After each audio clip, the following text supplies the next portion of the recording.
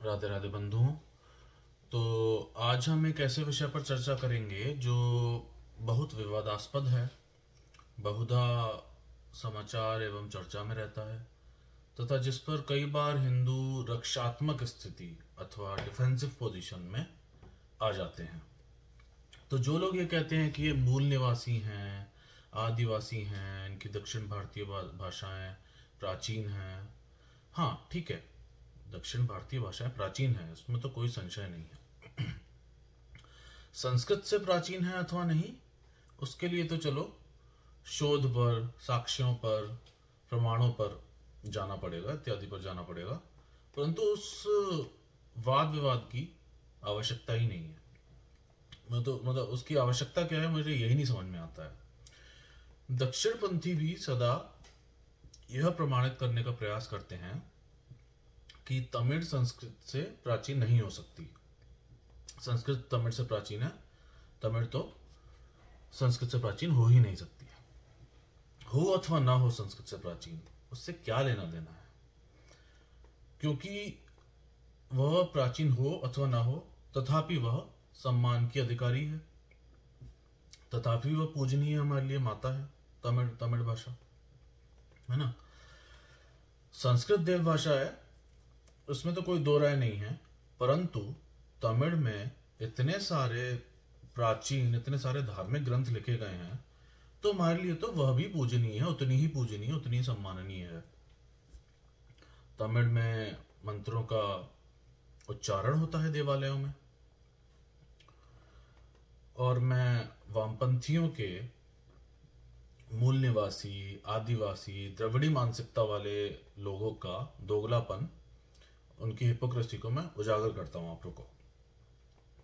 वे कहते हैं कि वैदिक धर्म बाहर से आया है, ब्राह्मण बाहर से आए हैं, इनके देवी देवता जो हैं वो आर्यों के आने से पहले जो देवी देवता थे, जो उनको जो वो पूजते थे मूल निवासी लोग, वे अवैदिक देवी देवता हैं, वे भिन्न हैं वैदिक देवी देवताओं से।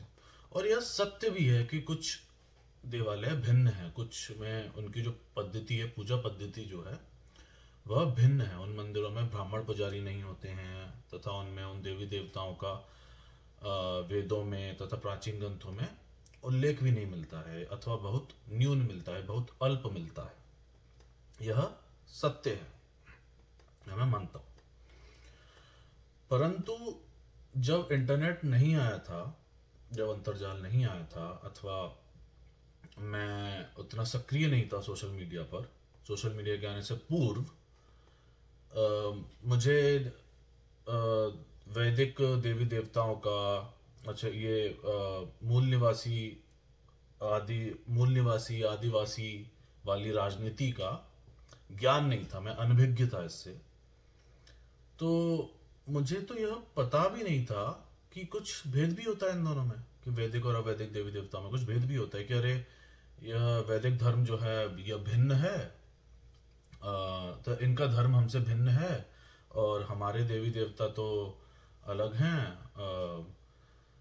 अथवा आप ऐसे सोचिए कि जब भी कोई व्यक्ति, जब भी कोई हिंदू किसी मंदिर में जाता है, जैसे कि मान लीजिए वह किसी गोंड कोल भील के क्षेत्र में गया, वहां पर किसी वन देवी का मंदिर है, वहां पर वे उसकी पूजा कर रहे हैं, अपने जनजातीय उसको प्रसन्न करने के लिए, उस देवी को प्रसन्न करने के लिए उसके चारों ओर जनजातीय नृत्य कर रहे हैं। वैदिक पद्धति से नहीं, अपने स्थानीय पद्धति से, अपने जनजातीय पद्धति से उसकी पूजा कर रहे हैं। तो हिंदू उसमें सम्मिलित होगा अथवा नहीं होगा? होगा ही, होते ही हैं, क्योंकि हिंदू को तो पता ही नहीं चलेगा कि वैदिक देवी हैं अथवा वैदिक देवी हैं, या किसी दूसरे धर्म की देवी हैं अथवा नहीं है, किसकी पूजा हो रही है किसकी नहीं हो रही है। वे तो उसमें सम्मिलित उसमें सम्मिलित नहीं होना चाहिए, यह विचार उसके मन में आएगा ही नहीं। मुझे तो अंतर्जाल यानी कि इंटरनेट के आने से पूर्व यह अंतर पता ही नहीं था। मैं तो भाग लेता था इन क्रियाओं में, माथा टेकता था। जैसे कि कंतारा चलचित्र में जैसे दिखाया गया है, पंजोर्ली तथा गुलिका देव दिखाए गए हैं, उनकी पूजा हो रही है, भूतकोल का नृत्य हो रहा है। हिंदू तो उसमें सहर्ष सम्मिलित हो रहे हैं, ब्राह्मण भी सम्मिलित हो रहे हैं, उन देवी देवताओं को प्रसन्न करने का प्रयास कर रहे हैं, उनका आशीर्वाद लेते हैं, उनको प्रसन्न करने की चेष्टा करते हैं। क्यों?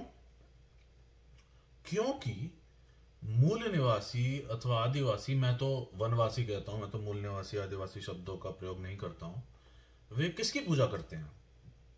प्रकृति के तत्वों की पूजा करते हैं, वृक्षों की, पशुओं की, पर्वतों की, नदियों की, सूर्य की, चंद्र की, इन सब की पूजा करते हैं। वे भी बलि देते हैं, वेदों में भी बलि देने का विधान है। हम भी इन्हीं तत्वों की पूजा करते हैं, तो भेद तो कुछ हुआ ही नहीं। अंतर कहां है? वेदों में भी सूर्य व चंद्र के मंत्र हैं, मेढक मंडूकों के विवाह की रीतियां तक दी हुई हैं वेदों में, पुराणों में भी प्रकृति के तत्वों की आराधना है। तो मूल निवासियों की रीतियों को अपनाना, उनमें सम्मिलित होना, उनका प्रचार प्रसार करना, उनका सम्मान करना तथा उनका संरक्षण करना, ये कौन करता है? केवल और केवल हिंदू धर्म करता है। एकमात्र वैदिक धर्म ऐसा है जो उनको मिटाने का प्रयास नहीं करेगा, अपितु उनको समाप्त करने का प्रयास नहीं करेगा, अपितु उनमें मिल जाएगा। ठीक है? और वही हुआ है भारत में। तभी तो हमें भेद नहीं पता चलता कि यह वैदिक देवी का मंदिर है अथवा अवैदिक देवी का। हम तो जो भी समीप होता है मंदिर, उसमें जाते हैं, तथा हिंदू ही सर्वाधिक मुखर होकर यह कहता है कि अपने ग्राम देवी की, अपनी वन देवी की, अपनी कुल देवी की पूजा मत छोड़ो, उनकी अर्चना का संरक्षण करना हमारा कर्तव्य है ना? पूर्वजों की बहुत पूजा करते हैं अनुसूचित जाति एवं जनजाति के लोग। मैं स्वयं एक ऐसे तमिल मित्र को जानता हूं जिसके घर पे, जो शूद्र समुदाय से है, जिसके घर पर पूर्वजों की ही सर्वाधिक पूजा होती है। अन्य देवी देवताओं की पूजा बहुत न्यून, बहुत अल्प होती है। तो कौन कहता है कि पूर्वजों की पूजा करो? कौन कहता है कि पूर्वजों को तर्पण दो? हिंदू धर्म कहता है, वैदिक धर्म कहता है। वैदिक धर्म ही उस पर बल देता है ना, उसका प्रचार प्रसार करता है।